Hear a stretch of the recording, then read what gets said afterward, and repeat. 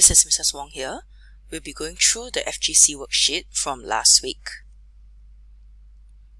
For question 1, we need to find the value of the unknowns for each of the following right-angled triangles.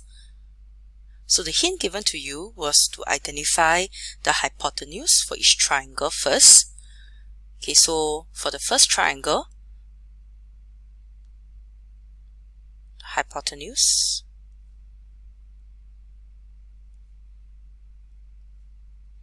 For the second triangle, the hypotenuse. And for the third triangle, the hypotenuse over here. So for each of the three triangles, we will use Pythagoras theorem to help us find the unknown. For question A, the unknown A is the length of the hypotenuse. So we will have A square equals to 6 square plus 8 square.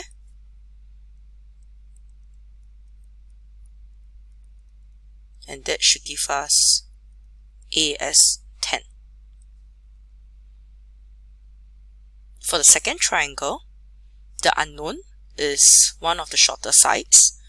So we will actually have 29 square equals to K square plus 21 square. If I want to find the value of K square, I would then have to bring this over. So K square is 29 square minus 21 square. And that will give us 20. Okay, so if we have to find the unknown side of one of the shorter sides, I can actually do this right away by taking the square of the hypotenuse minus the square of the other side. So let's do that for the third triangle. Since I want to find P, so P square is actually 53 square minus 28 square. Then you should be able to calculate the value of P as 45. Okay, so this is a quick revision on Pythagoras theorem. Let's go on to the second question. ABC is a triangle and AT is perpendicular to BC. They want us to find the length of BT over here. So for this question, the hint given was that you cannot find the length of BT directly.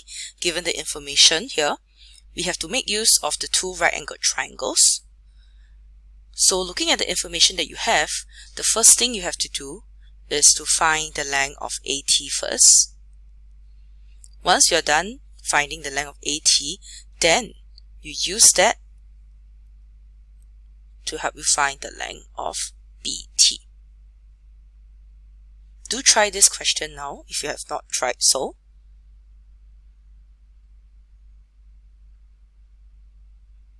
Okay, now for the answers.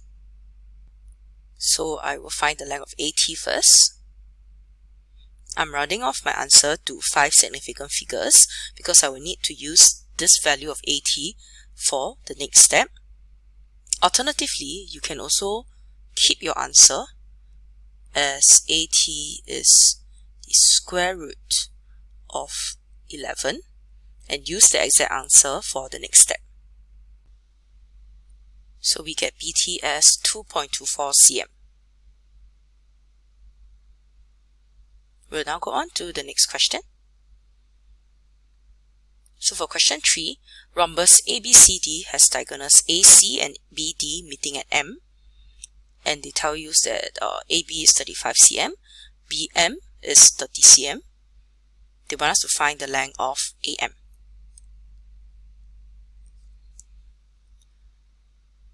And then part B wants us to find the area of the rhombus.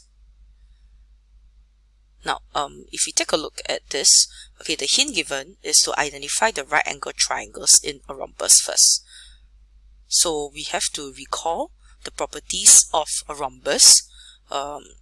So we need to have our right-angled triangles before we can make use of Pythagoras theorem. So in a rhombus, the two diagonals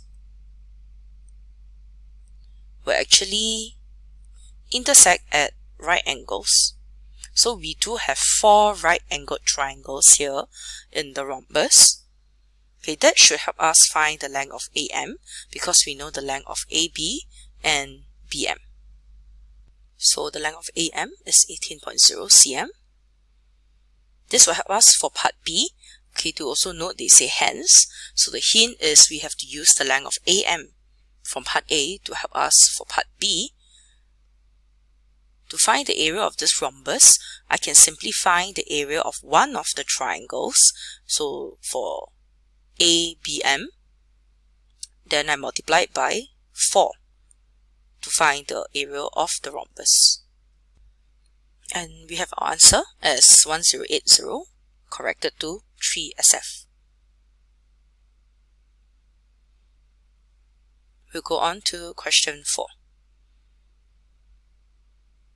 The diagram shows a rectangle ABCD. The points P and Q lies on AB and BC respectively. And we know that AP is 35, AD is 42, BQ is 23, and DC is 74 cm. They want us to find the length of PQ.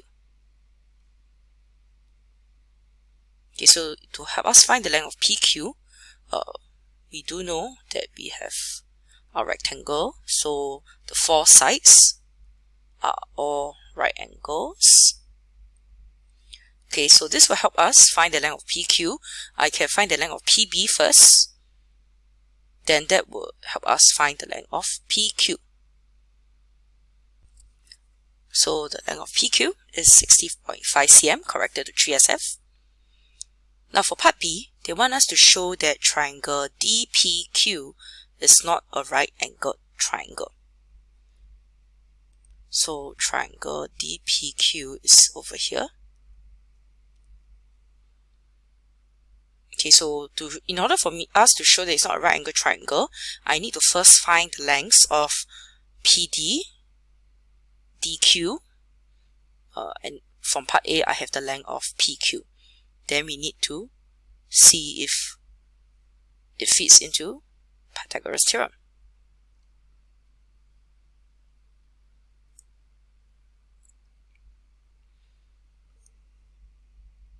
So I'm going to find the length of PD first by using my right angle triangle ADP.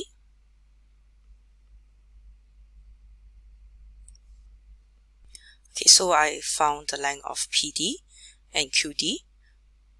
I'm putting them in terms of the square root of the value first. I do not want to round off the figures because I want to have as exact a length as I can to check later if triangle DPQ is a right angle triangle.